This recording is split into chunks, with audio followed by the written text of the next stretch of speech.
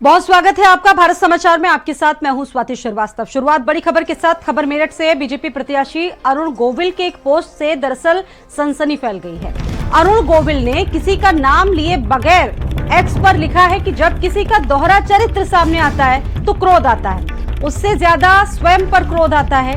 ये अरुण गोविल ने लिखा है एक्स पर और कहा है कि कैसे हमने आंखें बंद करके कैसे इंसान पर भरोसा किया। अरुण गोविल के इस पोस्ट को लेकर मेरठ की सियासत इस वक्त काफी ज्यादा गर्म है, क्योंकि इस बार अरुण गोविल को बीजेपी ने मेरठ से अपना चेहरा बनाया है, टिकट दिया है और अब एक्स पर किया गया पोस्ट काफी वायरल हो रहा है। अरुण गोविल ने खुद इस बात का जिक्र किया है और लिखा है कि जब किसी का दोहरा चरित्र सामने आता है तो क्रोध आता है और उससे ज्यादा स्वयं पर क्रोध आता है। एक्स पर किया गया वो पोस्ट भी आपको दिखा रहे हैं, जिसमें अरुण गोविल ने लिखा है कि जब किसी का दोहरा चरित्र सामने आता है तो उससे ज्यादा स्वयं पर क्रोध आता है और हमने आंख कैसे बंद करके ऐसे इंसान पर भरोसा किया। इस पोस्ट को लेकर मेरठ में सियासत काफी गर्म है। अरुण गोविल, नरेंद्र मेरे साथ जुड़ चुके हैं, सीधा रुख करेंगे नरेंद्र का। नरेंद्र, ये अरुण गोविल का एक्स पर किया गया पोस्ट सियासत गर्म, अब इस पोस्ट के क्या मायने निकाले जाए? देखिए, अरुण गोविल करीब 3.5 दशक बाद यहाँ मेरठ में लोकसभा का चुनाव लड़ने आए थे और पार्टी हाईकमान ने उनका ये टिकट तय किया था। वो ना तो जिले के संगठन से रिकमेंड थे और ना ही स्टेट के संगठन से रिकमेंड थे। तो ये माना जा रहा है कि वो पैराशूट कैंडिडेट के तौर पर यहाँ पर चुनावी मैदान में उतारे गए।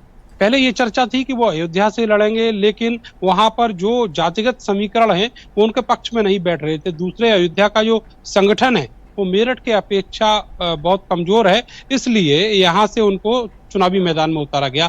लेकिन आपको बताएं कि ये जो पोस्ट है इसका संदर्भ उनके जो पिछले 1 महीने के यहाँ पर जो एक्सपीरियंस रहे हैं उनसे है। वो एक्सपीरियंस इस तरीके के रहे हैं कि यहाँ पर संगठन ने उस तरीके से उनको चुनाव नहीं लड़ाया जिस तरीके से एक मेरठ के व्यक्ति को चुनाव संगठन लड़ाता है। ये माना जाता है कि बड़ा ही अनुशासित संगठन है बीजेपी का, लेकिन इस प्रत्याशी के आने के बाद यहाँ पर बहुत सारी चीजें ऐसी देखने को मिली जिनमें अरुण गोविल और संगठन के नेताओं के बीच में एक संवादहीनता थी और ये कहकर उनको प्रचारित किया गया कि जनता से उनका कनेक्शन नहीं हो पा रहा है। लेकिन ऐसी बहुत सारी चीजें रही हैं, ऐसे बहुत सारे इंसिडेंट रहे हैं जब ये देखा गया है कि संगठन के जो नेता हैं, चाहे उनमें वर्तमान सांसद हों, चाहे उनमें पूर्व विधायक हैं, एक विधायक ऐसे भी हैं, माफ कीजिएगा, एक प्रत्याशी ऐसे भी है जो विधायक का चुनाव पिछली बार लड़े थे और हार गए, और एमएलसी भी है। इसके अलावा ऐसे भी लोग हैं जो राज्य सरकार में बड़ी पदवियों पर बैठे हुए हैं।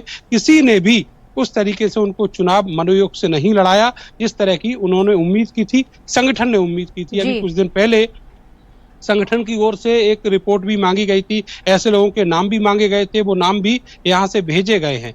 लेकिन सबसे बड़ा सवाल यह है कि यहाँ का जो कैंडिडेट है वो उम्मीद थी यहाँ के लोगों को, क्योंकि 2-2, 3-3 दशक लोगों को हो चुके हैं और वो अपनी बारी का इंतजार कर रहे थे। पिछले 15 साल से राजेंद्र अग्रवाल ही यहाँ पर बार-बार प्रत्याशी रहे और फिर उसके बाद में वो सांसद भी चुने गए। तो ऐसे में वो लोग जो छूटे हुए थे उनको उम्मीद थी कि उनका नंबर आएगा और वो लगातार तैयारियां भी कर रहे थे। तो वो लोग जो है पीछे छूट गए, दरी उठाने में ही रह गए और जो अरुण गोविल थे वो मुंबई से आए, यहाँ पर लैंड हुए और चुनाव में उनको चुनावी मैदान में उतार दिया गया। जितने भी यहाँ पर जो चलिए, आपका नरेंद्र बहुत धन्यवाद जानकारी देने के लिए। फिलहाल नजर बना के रखिएगा। दिल्ली से बड़ी खबर है। कांग्रेस के प्रदेश